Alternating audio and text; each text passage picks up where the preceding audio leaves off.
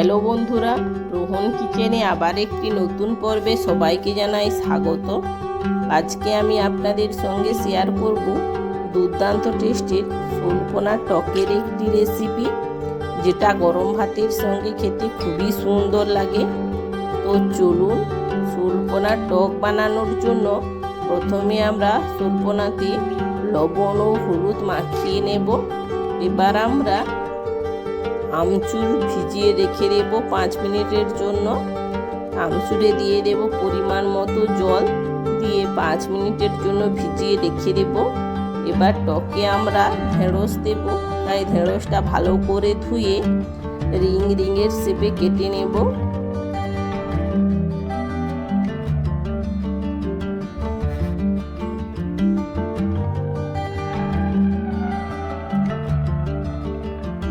এইভাবে ঢেঁড়সগুলো কেটে নিতে হবে। এবার একটি কড়াই গরম করে দিয়ে দেব সরষের তেল। এখানে অল্প করেই সরষের তেলটা দিতে হবে। তেলটা গরম হয়ে গেলে দিয়ে দেব লবণ ও হলুদ মাখানো শোলপোনা, দিয়ে ভালো করে নেড়ে এক পাশ লাল লাল হয়ে গেলে উল্টে পাল্টে ভালো করে ভেজে নিতে হবে। এইভাবে শোলপোনাগুলো ভালো করে উল্টে উল্টে ভেজে নিতে হবে। শোলপোনাগুলো লাল লাল হয়ে আসলে ভেজে নামিয়ে নেব। এবার ওই কড়াইতেই দিয়ে দেব অল্প করে সরষের তেল।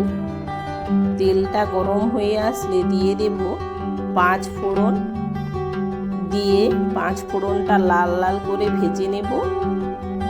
এবার দিয়ে দেব কেটে রাখা ঢেঁড়স, দিয়ে ভালো করে নেড়ে নেব।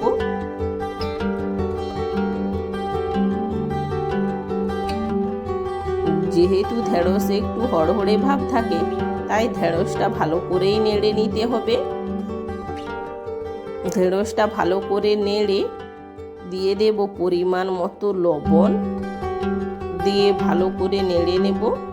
এবার দিয়ে দেব হলুদ, দিয়ে ভালো করে নেড়ে দিয়ে দেব ভিজিয়ে রাখা আমচুর, দিয়ে ভালো করে নেড়ে দিয়ে দেব একটি কাঁচা লঙ্কা, দিয়ে ভালো করে নেড়ে নেব।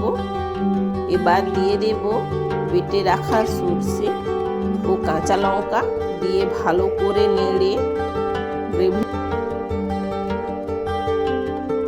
ফুটে আসলে দিয়ে দেব ভেজে রাখা শোলপোনা, দিয়ে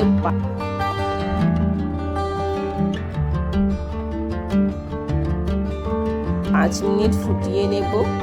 গ্রেভিটা মোটা হয়ে আসলে ভালো করে নেড়ে নামিয়ে নিলেই তৈরি আমাদের শোলপোনার টক। আজকের এই ভিডিওটি কেমন লেগেছে প্লিজ কমেন্ট করে জানাবেন। ভিডিওটি যদি ভালো লেগে থাকে অবশ্যই লাইক ও বেশি বেশি শেয়ার করে দেবেন। চ্যানেলে নতুন হয়ে থাকলে চ্যানেলটিকে সাবস্ক্রাইব করে পাশে থাকা বেল আইকনটি প্রেস করে দেবেন, যাতে পরবর্তী ভিডিও নোটিফিকেশন সবার আগে আপনাদের কাছে পৌঁছয়। এতক্ষণ আমার সঙ্গে থাকার জন্য অসংখ্য ধন্যবাদ। দেখা হচ্ছে আবার একটি নতুন কোনো ভিডিও নিয়ে।